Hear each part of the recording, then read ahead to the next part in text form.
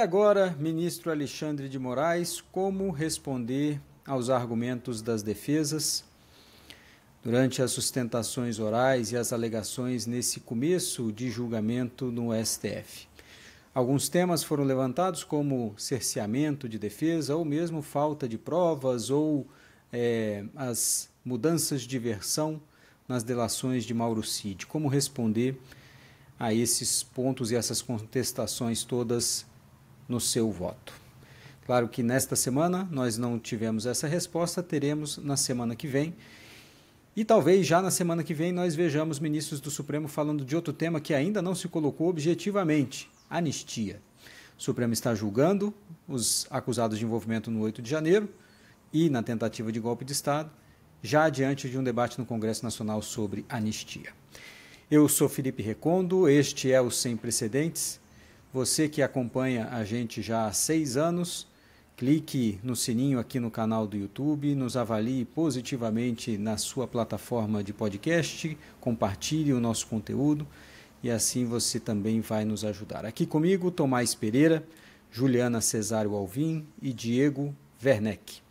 Tomás, a gente já tinha avisado na semana passada, no episódio da semana passada, que esta não seria uma semana de grandes emoções, porque julgamento de ação penal, processo penal no Supremo é assim mesmo, né? A sustentação do Procurador-Geral da República, primeiro o relatório do ministro Alexandre, longo, extenso, mas relatorial, como o próprio nome diz, depois a sustentação oral da acusação que já tinha sido feita, os argumentos nós já conhecemos, depois as sustentações da defesa, também já conhecemos, nada de novo, portanto. Mas e agora? Semana que vem, o ministro Alexandre de Moraes vai votar, os demais ministros devem votar. Como se dialoga com esses argumentos expressos pelas defesas? Olá, Recondo, Diego, Juliana. Eu acho que tem uma questão que você falou sobre o processo judicial. Ele não deveria ser surpreendente ao final, né? A estrutura dele própria é uma estrutura que, se você for pensar, é uma estrutura relativamente monótona, né? Não é a estrutura de um romance. Inclusive, tudo acontece algumas vezes a mesma coisa, né? Imagina como começa um processo. Você chega e fala: é isso que aconteceu e eu vou provar. E daí o tribunal meio que fala: ó, se isso que se aconteceu aí você conseguir provar mesmo, pode ser crime. Daí chega uma segunda parte assim: tô provando. E daí você tenta provar aquilo que você falou que você ia provar. Chega no final, tem alguém dizendo: provei, viu? Aquilo que eu falei que eu ia provar e que eu provei mesmo, né? Quase como se uma demonstração, às vezes, de uma demonstração científica, né? É isso que eu quero demonstrar, que tá a demonstração, vejam só o que eu demonstrei. Claro que do outro lado tem alguém dizendo: não provou não.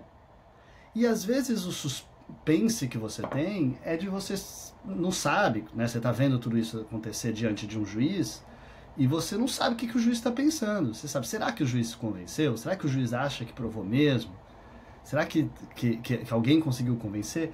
Eu acho que pela natureza específica desse processo que a gente acompanhou, pela atuação e pelas falas dos ministros, pelas decisões que já aconteceram antes, no próprio recebimento da denúncia e tudo mais, é difícil você imaginar que a gente tem algum suspense. Eu acho que as pessoas meio que sabem como que cada ministro vai votar, muito provavelmente. Pode ter um detalhe na pena de alguém, no tamanho da pena, em alguém que está envolvido mais lateralmente, digamos assim, como que isso vai ser afetado, por que vai ser usabilidade, por qual crime, mas então tem uma dúvida ali, e isso é relevante. Se você é uma pessoa que está sendo acusada, se você vai ser condenado por 3 crimes, ou 2 ou 1, se a sua pena vai ser 5, 10 anos menor, faz muita diferença para a pessoa. É muito importante ter um advogado que está de olho nisso, que está conseguindo ajudar você nisso, se você está um promotor que está conseguindo estar atento a isso e conseguindo responsabilizar e demonstrar. Isso tudo é importante, eu não estou menosprezando isso do ponto de vista individual. Mas eu digo do ponto de vista coletivo, de quem está querendo saber, basicamente, se vai ter uma condenação, se não vai ter uma condenação, por uma tentativa de golpe, se as pessoas vão ser condenadas. Ou se esperava alguma grande novidade, né? Alguma grande revelação. Essa altura, essa coisa de filme de Hollywood, né? No último momento aparece um advogado e fala: para tudo, aqui está esse documento que prova. Isso não vai acontecer, né? Nem teria como acontecer nesse momento. Sabe, Tomás, teve um ponto dessa primeira semana de julgamento das sustentações das defesas que até apareceu a muita gente como se fosse uma grande novidade. A ministra Carmen Lúcia interpelando o advogado que defende o ministro da Defesa, o ex-ministro da Defesa, o Paulo Sérgio, dizendo: demover de quê? Porque o advogado disse que seu cliente estava tentando demover o presidente Bolsonaro e não dizia o objeto direto. Demover do quê? Ou melhor, do indireto, né? Demover de quê? E aí ele falou: demover de qualquer tentativa de golpe, qualquer coisa que o valha. Não me recordo exatamente a expressão que ele usou. Que também não é uma novidade, porque está nas alegações finais por escrito do próprio advogado. Então, também não é necessariamente uma grande emoção. E também não é necessariamente para ser assim, né? Como você bem disse, é para ser, de certa forma, previsível, né? Não é, e eu acho assim, voltando já indo para frente, que é o que você tinha pedido, né? O que a gente pode esperar? Os debates que estão na mesa, digamos, os questionamentos, estão colocados faz tempo, né? Eu acho que seria importante, interessante para quem está acompanhando e para quem, de fato, está tentando entender, né? Eu acho que tem dois tipos de dúvidas que são diferentes, né? Um é: o que aconteceu? O que de fato aconteceu? Ou melhor, no processo judicial, o que a gente consegue provar que de fato aconteceu, né? Porque não serve no processo judicial, todo mundo sabe, você não acredita, não tem jeito, onde já se viu. De fato, você tem assim, não só o que a gente acha que aconteceu, e se é impossível a gente saber, talvez de verdade, o que aconteceu, mas o que a gente consegue provar, o que é possível provar, as provas mostram o que aconteceu. Isso é um tipo de coisa que é separado de um debate. Eu acho que as pessoas às vezes misturam de o que é preciso ter acontecido para ser golpe. E às vezes as coisas se misturam. Porque as pessoas falam: ah, não. E a gente já falou disso aqui também, claro, como eu disse, não tem novidade. A gente falou isso na época da denúncia e tal, mas acho que é importante retomar. Que configura uma tentativa? Se exige violência, o que é violência? Tem um pouco até o que a gente estava discutindo aqui um pouco antes. O 8 de janeiro é algo a mais, né? Ou seja, o golpe aconteceu no momento em que a minuta foi apresentada, em que aquela reunião aconteceu, aquilo já é em si uma tentativa de golpe, porque já existe uma violência na própria potencial mobilização do exército, é um tipo de tese. Ou não, violência é quebra-quebra, tem que estar lá na rua tal, e isso só acontece no 8 de janeiro. Isso é relevante para a gente entender quando aconteceu o crime aconteceu antes ou depois da saída do Bolsonaro do mandato. Da responsabilidade o grau de responsabilidade, o tipo de argumento que você usa, porque quando o Bolsonaro fala: eu não estava nem no país no 8 de janeiro, primeiro que isso não é resposta, você não sabe. Tem a questão que ele estava fazendo, que tipo de comunicação, não estou dizendo que isso resolva. Mas é diferente de você pegar e falar assim: pode ser que você não estava lá, mas você estava na reunião. E o que a gente está dizendo que foi relevante é a reunião. E tem gente dizendo, né, na defesa: não, só a reunião é só uma reunião. Não configura. E eu acho que é importante também entender isso, que é a estrutura de uma norma jurídica, em geral, e eu vou usar um termo técnico aqui só uma vez, que é as pessoas falam fato-espécie, né? A ideia é, em geral, tem uma hipótese, algo que se, a estrutura é se, então alguma coisa. Se A, então B. Então, se acontecer tal coisa, isso é um crime e a pena é tal pena. É assim que funciona a norma jurídica em geral. Tem uma dúvida que é saber se aconteceu, que é o que eu comecei falando. A outra é que tipo de coisa precisa ter acontecido para ser golpe, para ser uma tentativa de golpe, para ser uma tentativa de golpe daquela pessoa, né? Como a gente tem várias pessoas ali, tem gente que está dizendo: não, eu estava na reunião, mas eu não fiz nada, ou eu nem estava na reunião, eu participei de outra coisa. E é isso que a gente está vendo nesse processo. Então, quando você fala o que precisa estar claro, de novo, para quem tem dúvidas reais sobre esse processo, seja específicas, substantivas sobre essas pessoas, seja do ponto de vista de preocupação com o sistema jurídico, de achar que é importante que essas coisas estejam demonstradas, porque assim funciona o processo penal, e a gente não pode relativizar isso, porque isso é muito importante e tudo mais, eu acho que o que as pessoas precisam saber é entender o que o tribunal está dizendo que precisa ter acontecido para ser golpe. E o que aconteceu. Então, é um voto, para mim, que é muito mais importante que ele seja claro, que ele foque em questões objetivas, concretas, factuais, e menos em discursos retóricos. Você pode gastar... Até porque a gente precisa, né, Tomás, na conclusão desse julgamento, de uma última versão dessa história, ou pelo menos a versão final dessa história, por quem tem a competência jurídica para fazer isso, que é o Supremo. De Então, um ter certo o conceito, de um final, a certo última conceito sobre o que página é aconteceu, necessário, né? né?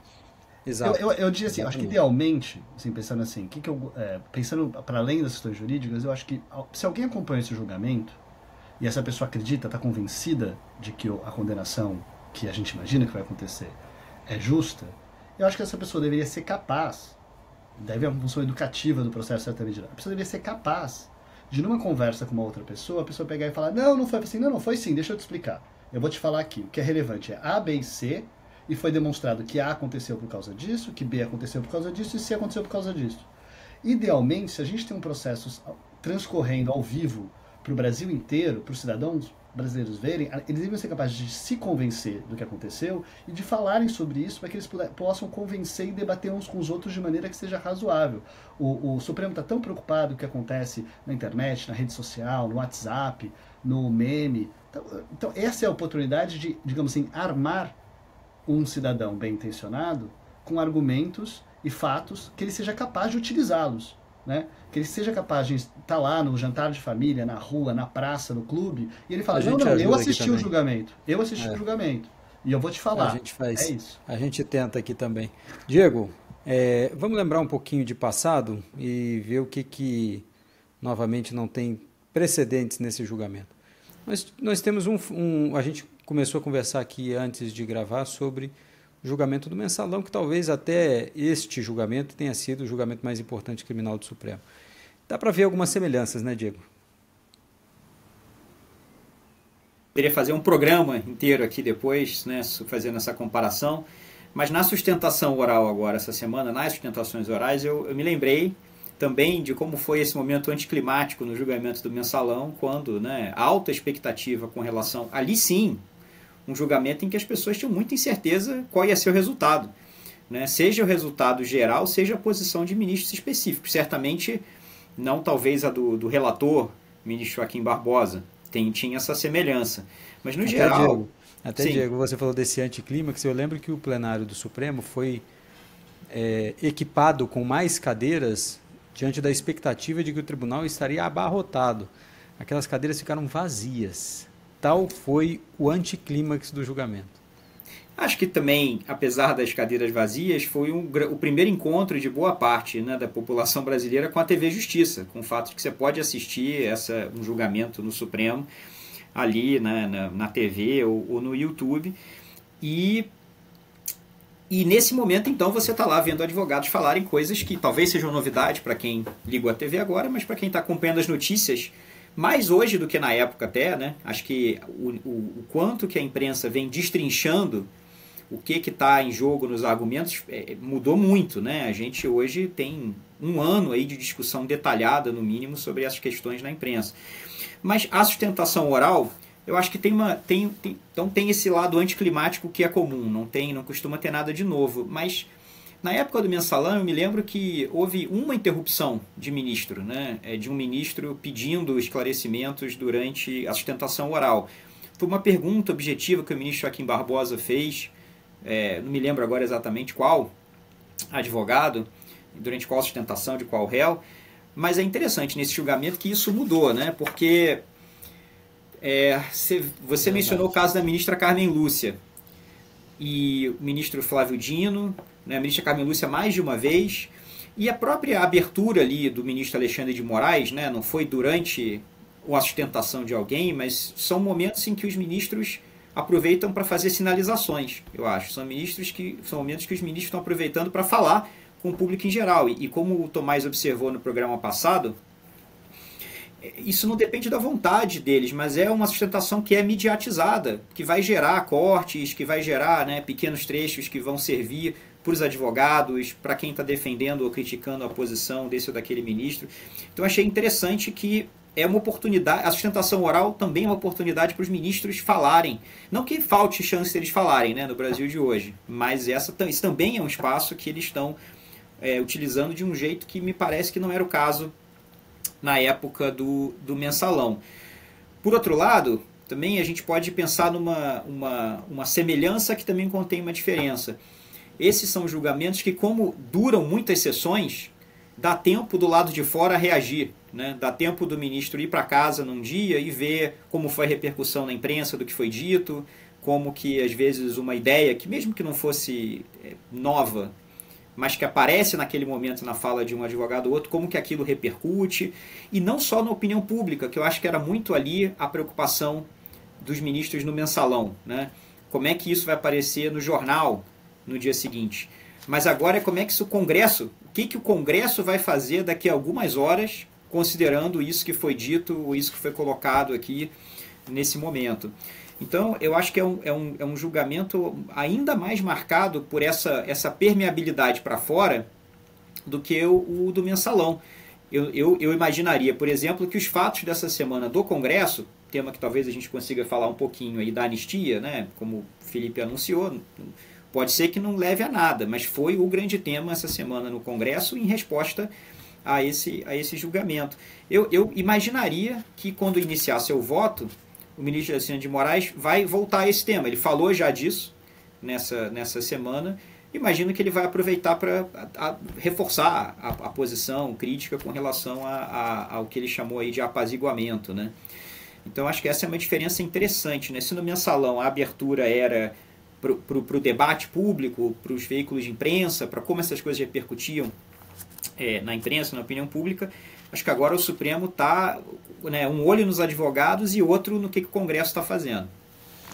Juliana, e você? Acho que tem um contexto aí maior também que está sendo lembrado nesse julgamento e vale a pena a gente mencionar aqui, né? Oi, Felipe, Diego, Tomás. Vou pegar um gancho aí nessa fala do Diego também. Fiquei me perguntando se esse uso das interrupções na sustentação oral para fazer, né, para sinalizar a posição, para comunicar, para interagir, será que é um prenúncio de uma nova tendência que pode ser adotada, extrapolar, né, a dimensão penal e, de repente, passar a ser adotado, por exemplo, no controle abstrato de constitucionalidade? Seria uma mudança significativa. Na presidência do Barroso, né, do ministro Barroso, a gente viu já um pouquinho disso, né, em algumas ocasiões, e, de repente, isso pode migrar para essa outra esfera aí. Seria interessante de ver, e aí vai mudar bastante o estilo, né, das sustentações orais e a preparação para as sustentações orais, e vai colocar mais um problema para a sustentação oral no plenário virtual, né, que é a impossibilidade de que isso aconteça. Mais uma tensãozinha aí nessa crítica que já está colocada, né, com relação à pouca interatividade da sustentação oral e visibilidade no plenário virtual.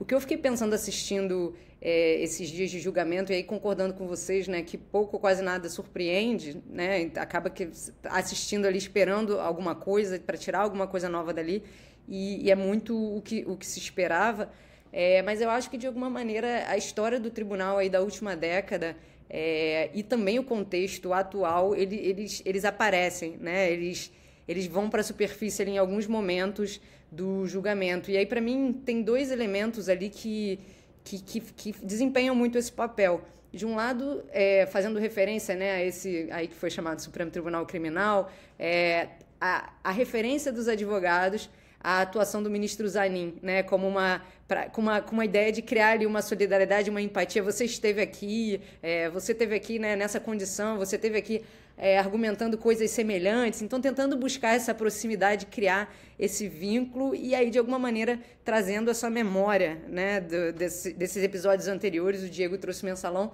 e esse episódio anterior relacionado à Lava Jato e tudo mais. Então, acho que toda vez que essa menção era feita, e vários advogados fizeram, isso vinha à tona, né, de certa maneira. E aí, pensando mais no contexto atual do Supremo, eu acho que vale a pena também destacar a atuação do ministro Flávio Dino, né, que é interessante, que foi bastante ativo, né, nessas intervenções e nos comentários e tudo mais. E a gente sabe que existe um elemento de fundo nesse contexto, que são as ações, né, a ação que está pendente com o ministro Flávio Dino relacionada ao orçamento secreto, emendas parlamentares e tudo mais. E que isso desempenha um papel importante, né, nesse jogo que tá se desenrolando entre Legislativo e Supremo ao longo desse julgamento, e quais vão ser as reações do Legislativo, quais estão sendo as reações do Legislativo, ameaças de anistia e tudo mais. E as emendas parlamentares são parte desse jogo, né? O julgamento relacionado a isso aumenta o poder de barganha do Supremo, e a pessoa que está a cargo disso é o ministro Flávio Dino, que, de certa maneira, está ali no julgamento também como um garante desse julgamento a partir dessa outra via, da discussão de controle de constitucionalidade sobre emendas parlamentares. Então, acho que isso é interessante porque, obviamente, não está explícito, não está em jogo, não é objeto dessa ação, mas, de alguma maneira, para mim, compõe esse pano de fundo da dinâmica ali que se desenrola ao longo do julgamento. Juliana, talvez seja o momento né, de mais conflito entre Supremo e Congresso Nacional. Nós já tivemos inúmeros ao longo do século, vários conflitos de Congresso Nacional com o Supremo. Durante o Mensalão também houve, durante a prisão de Natan Donadon, o primeiro deputado condenado à prisão mesmo, no exercício do mandato também houve conflitos. Durante a gestão de Sepúlveda Pertence, Carlos Veloso, tantos foram os conflitos com o Congresso Nacional. Não é novidade, isso não é sem precedentes. Mas o que você está mencionando aí, inclusive trazendo essa do Flávio Dino, né, essa decisão do Flávio Dino, a gente poderia acrescentar mais uma, que é a decisão errática do Supremo sobre foro por prerrogativa de função. Esse julgamento é como se fosse, talvez, um pouco do 8 de janeiro, do que o 8 de janeiro foi para essa tentativa de golpe, né? Assim, talvez também um dos últimos capítulos. Só que nesse caso, né, Juliana, não é um conflito necessariamente com todo o Congresso por ele mesmo, né, como instituição e por seus poderes. É uma disputa com uma parte ou uma parcela política do Congresso Nacional que quer defender o presidente Bolsonaro. Não estamos falando de prerrogativa, não estamos falando de invasão de competências, né? Eu acho que isso é uma diferença. E o que você mencionou, e aí, Juliana, te pergunto isso objetivamente, né? Acho que os advogados têm a percepção, nós aqui já falamos, de que o ministro Fux vai abrir a divergência. Talvez eles estejam tentando pescar alguma divergência do ministro Zanin para aí tentar um embargo infringente, né? Porque a gente falou disso no episódio passado, de que com 2 votos por absolvição, esse é o precedente do Supremo, com 2 votos pela absolvição pode-se ter um embargo infringente. Então talvez seja por aí, o Juliana, de tentar trazer o Zanin com base, trazer o ministro Zanin com base nesse passado dele, para ver se ele abre um flanco para um embargo infringente? Acho que sim, acho que é uma sensibilização direcionada e esperançosa nesse sentido. Acho que sim, que está sendo plantado alguma coisa nesse sentido pelos advogados, nessa comunicação muito, muito direta com o ministro. Mas interessante no caso dele, né, Juliana, que ele é muito discreto e não dá, ao contrário do ministro Fux, do ministro Dino, da ministra Carmen, do ministro Alexandre, é uma esfinge. E a gente realmente, por mais que ele já tenha votado no recebimento da denúncia em outros casos, mas a gente não sabe exatamente o que vai ser. E aí tem uma discordância só em relação ao tudo que nós estamos falando aqui. Eu acho que ainda tem um pouco de emoção, que diante de tudo que foi falado, a gente não teve acesso realmente a todas as provas, e claro que quem faz a mensuração dessas provas são eles.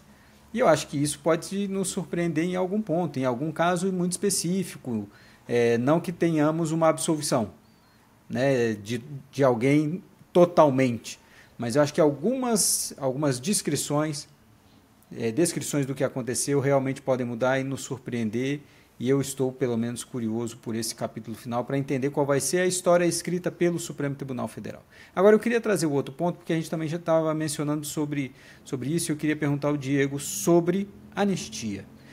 Que aí nós estamos aí, Juliana, junto com o que você mencionou, né? O Supremo julgando esse processo já no meio de um debate político avançado sobre a aprovação de uma anistia para essas pessoas. E aí eu acho que vale a pena a gente tratar disso, Diego, sobre essa percepção quase natural das pessoas, quase como se fosse óbvio, de que a anistia seria evidentemente inconstitucional. Nós não estamos dizendo aqui a priori que nós, os 3 ministros do Supremo, que eu não posso ser, vocês poderiam, mas que nós estamos dizendo que não, ela pode ser constitucional. mas não é tão óbvio e tão fácil assim dizer que uma eventual anistia será inconstitucional. Tem vários detalhes que precisam ser tratados, né, Diego? Felipe, eu concordo absolutamente com essa descrição.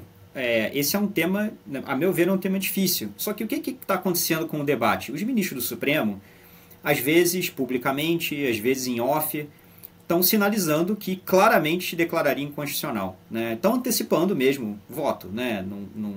Porque tem aí uma clareza nos jornais de que essa é a posição do Supremo. Isso nunca foi decidido. Não foi decidido no caso Daniel Silveira, como já vou explicar rapidamente.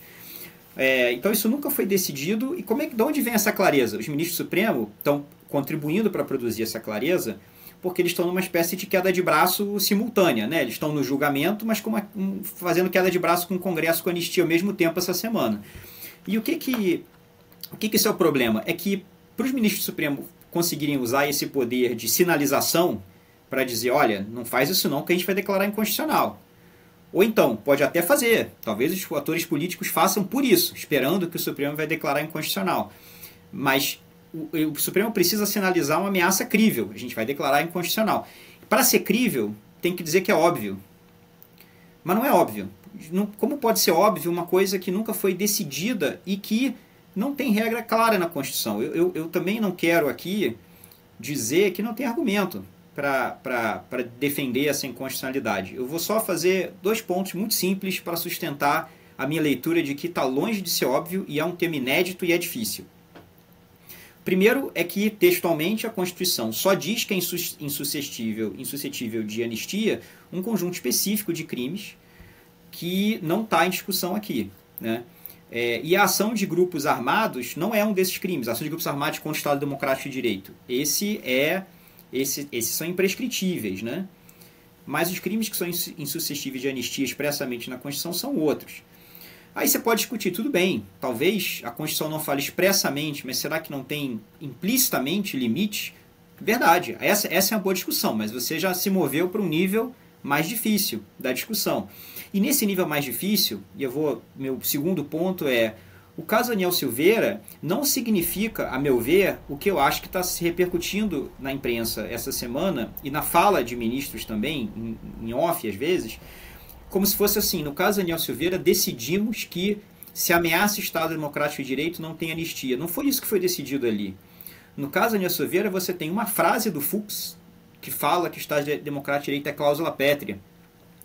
Mas isso não é um argumento para dizer que a anistia é inconstitucional, porque o direito à vida também é cláusula pétrea, então quer dizer que uma anistia para alguém que cometeu um crime contra a vida é inconstitucional? O direito de propriedade também é cláusula pétrea, então uma anistia para alguém que cometeu um crime contra a propriedade é inconstitucional? Para mim esse argumento é absolutamente irrelevante. O que aconteceu no caso Daniel Silveira? Primeiro, teve o indulto antes da condenação transitada e julgada que levou à suspensão. Então já era um problema de procedimento ali, mas depois no mérito eles consideraram que o problema era o desvio de finalidade, que não era uma questão humanitária, mais do que isso, na verdade, não era uma questão, era um argumento positivo, foi usado para favorecer um aliado político específico. Isso foi decisivo ali naquele caso. Se você usa isso como argumento na anistia, é complicado, porque você está tomando uma posição política geral. O Congresso, evidentemente, está tomando, mas não é isso que se espera do Congresso. A anistia não é para beneficiar pessoas numa disputa política que vai gerar divergências. Então, e veja, esse argumento dá até para ser utilizado, mas não é que se ameaça o Estado Democrático de Direito não pode ter anistia. E eu, pessoalmente, sou contra a anistia. Não é essa a questão. A questão Eu ia te perguntar, Diego, na verdade, e me permita, até para deixar claro o seu ponto, você acha que a anistia seria inconstitucional? Eu preciso pensar sobre esse tema. Eu acho que, dependendo de como ela for feita no Congresso, acho que existem sim argumentos, mas eu não acho que o que apareceram até agora são os argumentos para mim. Eu acho que não são os argumentos do caso Daniel Silveira, e não é esse argumento de que se ameaça o Estado Democrático de Direito, então não pode ter anistia. Pelo menos não dessa forma tão simples assim, tão óbvia, né? Como se fosse, tem a ver com tal tema, é insuscetível. Mas eu acho que eu preciso pensar mais sobre isso, sim. Acho que não é simples você pegar e considerar constitucional uma anistia num caso de um golpe de Estado que não está no passado de fato. Eu acho que isso é delicado e a gente certamente vai ter chance de discutir isso no futuro.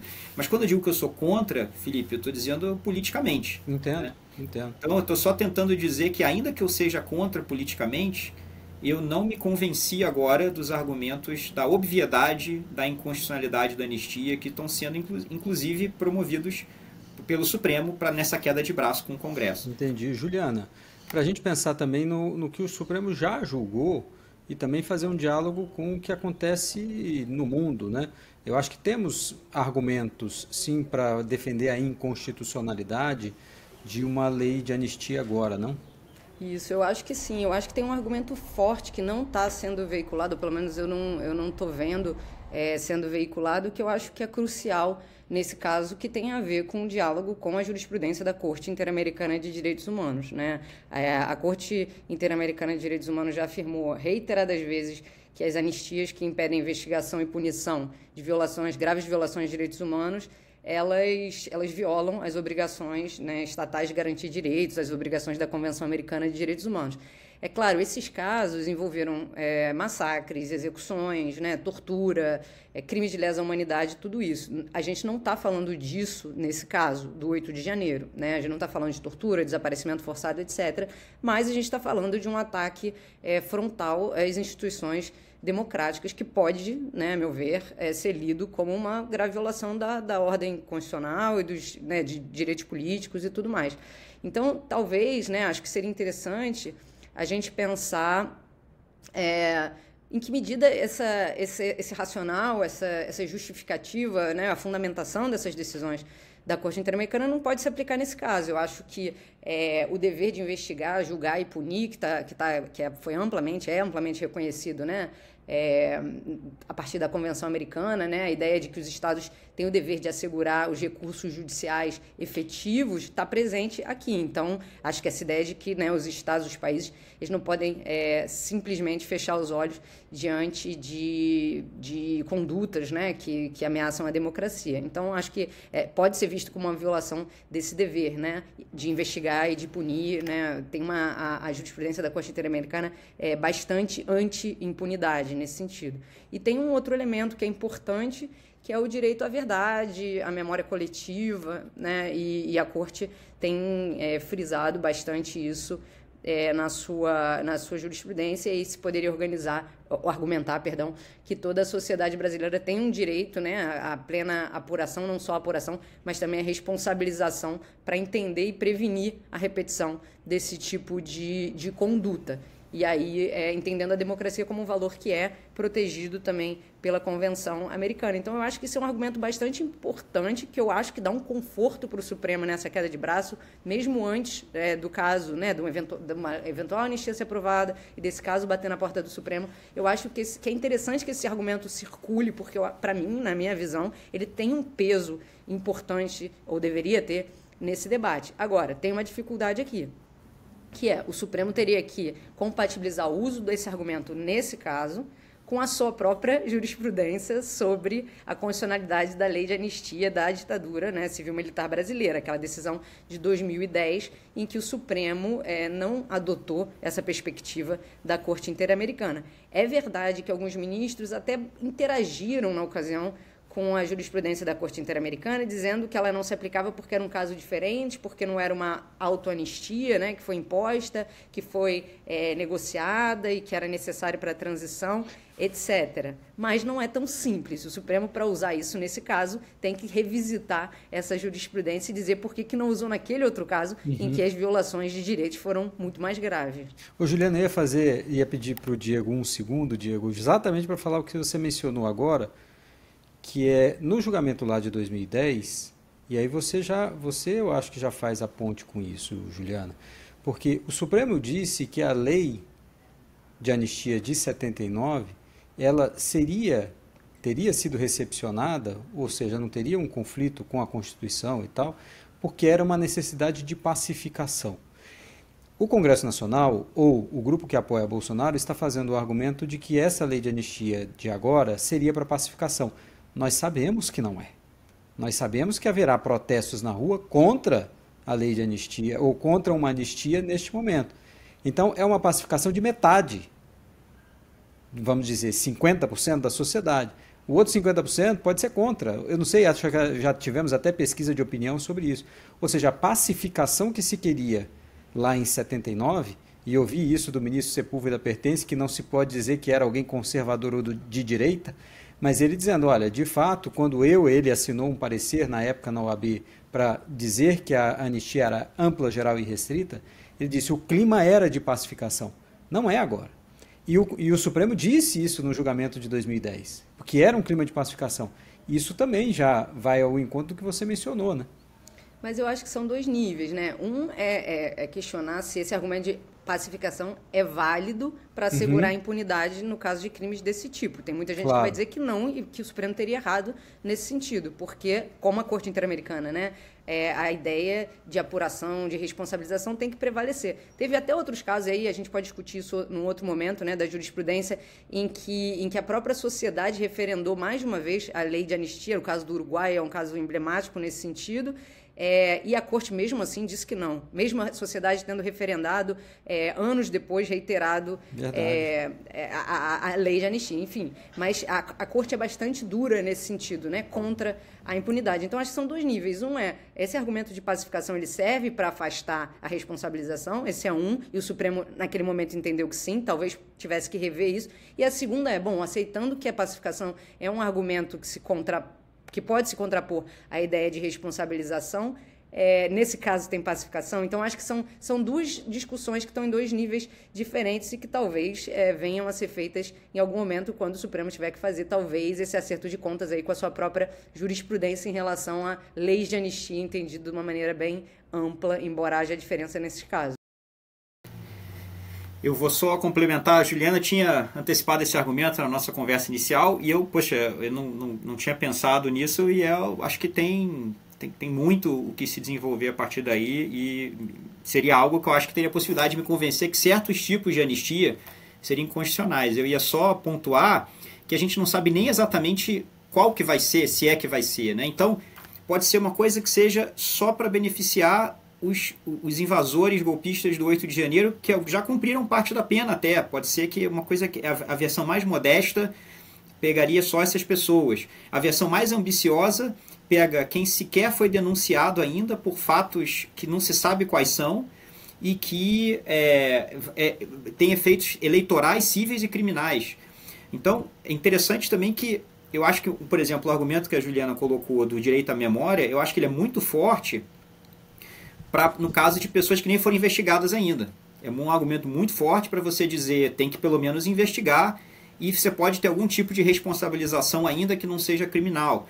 Mas ele vai perdendo a sua força conforme você vai ficando na situação das pessoas que já sofreram algum tipo de responsabilização e que você estaria só limando uma parte da pena na prática. Assim. Então, só reforçando que acho esse um ótimo argumento pela inconstitucionalidade de alguns tipos de anistia. E se a gente acha que é uma coisa em bloco, né, joga pro alto. Onde vai cair? Você é a favor ou contra a anistia? Ponto. Aí você está rebaixando, eu acho, o direito constitucional à queda de braço. O direito constitucional é o que impede na queda de braço o sujeito de dar uma dedada no olho do outro. Tudo bem, é o que deveria impedir, né? O que a gente espera que impede. É a regra que estrutura a queda de braço. Então eu acho que é importante a gente ficar aberto nas próximas semanas para entender a dificuldade jurídica de alguns desses argumentos.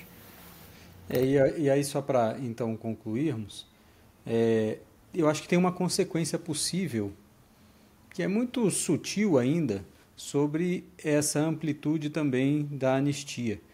Porque eu fiz uma aposta aqui irresponsável na semana passada, no episódio passado, de que haverá denúncia contra Eduardo Bolsonaro por tudo que está acontecendo nos Estados Unidos em relação ao Brasil. E o presidente Bolsonaro, eu dizia que talvez não fosse denunciado. Agora, se há uma anistia para beneficiá-lo pelo que aconteceu no 8 de janeiro, talvez não haja esse pensamento estratégico da Procuradoria-Geral da República de que o presidente não é responsável também pelo que está acontecendo nos Estados Unidos. E aí, se ele não seria denunciado, talvez agora o seja. E aí, vai ter anistia para isso também? Será que vai ter anistia para o que está acontecendo nos Estados Unidos? E aí é uma dúvida, e aí, como você mencionou, né, Diego? Tem que ver que extensão vai se dar para isso. Mas eu acho que pode ter uma consequência negativa para o presidente em relação a isso e as outras investigações que estão em curso. E em algumas delas nada tem a ver com o que aconteceu no Brasil sob tentativa de golpe de Estado. Essas condutas, se a gente disser, por exemplo, que Eduardo Bolsonaro vai ser anistiado do que está acontecendo agora porque tem a ver com a tentativa de golpe de Estado, aí é bem mais fácil, inclusive, do Supremo ter uma resposta simples para isso. Né? Nossa, com certeza. E é uma das coisas que está em pauta. Não quer dizer que é provável, mas está na mesa agora. Queria agradecer então ao Tomás, Juliana, Diego. Semana que vem a gente está de volta e fica aqui o convite para a gente fazer, Juliana, um debate mais aprofundado sobre essa jurisprudência internacional, como a Corte Interamericana lida com esse debate, porque me parece que é fatal. Nós vamos ter que debater isso sem dúvida nenhuma. Obrigado, gente. Até semana que vem. Valeu.